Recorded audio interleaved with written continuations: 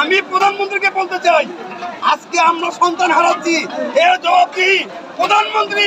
আপনাকে এই রাজপথে এনে টেনে হিসেবে এর জবাব দিই আপনাকে। নিয়ে আমি একজন অভিভাবক বলতেছি, এই ছাত্রদের নিয়ে আপনাকে টেনে এসে এর জবাব দিয়ে আপনাকে চাই। আজকে প্রধানমন্ত্রী এই বাংলাদেশটাকে দুই ভাগ করে দিল। একটা ভাগ করলো রাজাকার, আরেকটা ভাগ করলো মুক্তিযোদ্ধা। এখন প্রধানমন্ত্রীর কাছে আমার প্রশ্ন যে মুক্তিযোদ্ধা কারা আর রাজাকার কারা?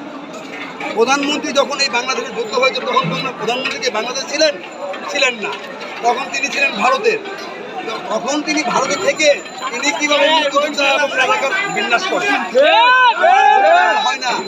আজকে যেমন এই প্রধানমন্ত্রী এই যে আমার হাতে দেখতেছেন যে বাংলাদেশের পতাকা, আজকে আমার সন্তানের রক্তে লাল হয়ে গেছে, এর জবাব প্রধানমন্ত্রী অবশ্যই দিতে হবে। প্রধানমন্ত্রী জবাব না দিয়ে তিনি ক্ষমতা ছাড়তে পারবেন না। তাকে ক্ষমতা ছাড়ার পরেও এই প্রধানমন্ত্রীকে এর জবাবদিহি, এই রক্তের প্রতিটা ফোঁটা রক্তের মূল্য এই প্রধানমন্ত্রীকে চুকাতে হবে।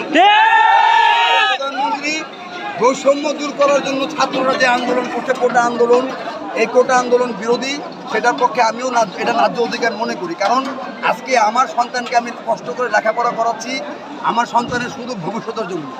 আজকে এক শ্রেণীর সুবিধাভোগী, টোকাই লীগ, ছাত্রলীগ, যুবলীগ, আওয়ামী লীগের সুবিধাভোগীরা চাকরি পাবে, আর আমরা কষ্ট করে পায়ের ঘাম মাথায় ফেলে রক্তটাকে পানি করে যে পয়সা উপার্জন করবো আমার সন্তানদের লেখাপড়া করার জন্য, আর আমার সন্তানরা সেই লেখাপড়া শিখে না পাবে একটা চাকরি, না পাবে একটা ভালো কিছু, তারা বেকার হয়ে দিন দিন হয়তো ফুটপাতে রিক্সা চালাবে কোনো সন্তান, নয়তো কোনো সন্তান চা বেচতে হবে, নয়তো কোনো সন্তানকে বাদাম বেচতে হবে।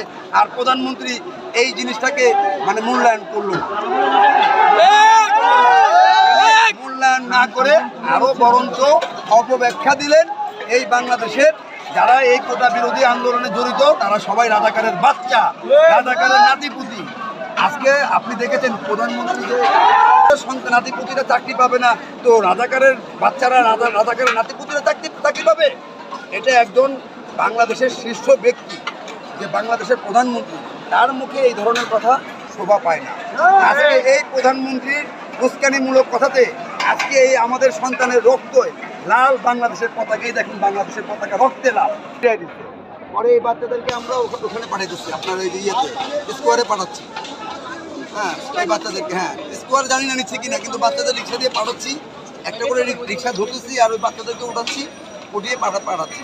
তো আমি আপনাদের কাছে একটা রিকোয়েস্ট করবো, আপনাদের মাধ্যমে আমি সমগ্র বাংলাদেশের সমগ্র অভিভাবককে জানাতে চাই, আমি একজন অভিভাবক, রাজপথে নেমে আসছি আমাদের বাচ্চার সুবিধাতে রক্ষা দেন। আমার মতো সমগ্র অভিভাবক রাজপথে আসুন, এই বাচ্চাদেরকে রক্ষা করুন। আজকে এই বাচ্চারা আপনার সন্তান, আমার সন্তান, এই সন্তান মনে করে আমি সকল অভিভাবকদেরকে উদাত্ত আহ্বান করতেছি, আপনারা রাজপথে আসুন, এই রাজপথে এসে এই বাচ্চাদের পাশে দাঁড়ান এবং তীব্র আন্দোলন গড়ে তুলুন। আজকে সরকার এই বাচ্চাদেরকে রাজাকার ট্যাগ দিয়েছে, আজকে সরকার এই বাচ্চাদেরকে রাজাকার ট্যাগ দিয়েছে। আজকে এই বাচ্চাদের সাথে আমরা যারা অভিভাবক আছি আমরাও রাজাকার হয়ে গেলাম। আজকে 2,30,000 মুক্তিযোদ্ধা ব্যতীত 18 কোটি লোক রাজাকার। এখন এই যে বুলেট, এই বুলেটগুলো এই বাচ্চাদের ভেদ করতেছে, এই বুলেটগুলো বাচ্চাদের শরীরটাকে ভেদ করতেছে। এই যে বুলেট, এই দেখুন এই যে বুলেট মারতেছে, এই যে বুলেট দেখেন বাচ্চাদের অবস্থা দেখুন। আমরা এখন লেভেল থেকে এই যে দেখেন বুলেটটা, এই যে বুলেট।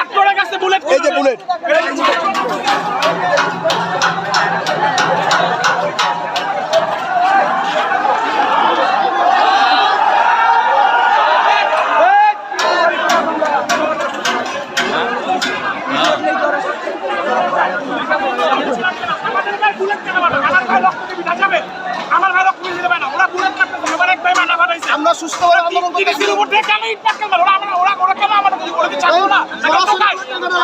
আমাদের কি ছাত্রলীগ যুবলীগ দুটোই আছে। এটা শুধু ছাত্রলীগ, এটা পুরো আওয়ামী লীগ, পুরো প্রত্যেকটা লীগের হয়ে বিরাট হচ্ছে এখন টিচার্স ট্রেনিং এর উপরে আছে কি ওরা কিভাবে এই বয়সে বুলেট পায়? টিচার্স ট্রেনিং এর উপর বিল্ডিং থেকে ওরা বুলেটটা ফায়ার করছে। কারণ কি সোজা বরাবর মারলে কি হইতো, অন্যের গায়ে লাগতে পারতো। কিন্তু বুলেটটা আইসা যখন আমরা প্রিয়াঙ্গনের নিচে ছিলাম, আমরা কানে ছিলাম, আমরা কানে বলছিলাম, তখন সাউন্ড মানে সাউন্ডটা এমন ভাবে হইছে আমরা আশেপাশে সবাই মানুষ সতর্ক হয়ে গেছিলাম। তো টিয়ার সেলে মারছে তখন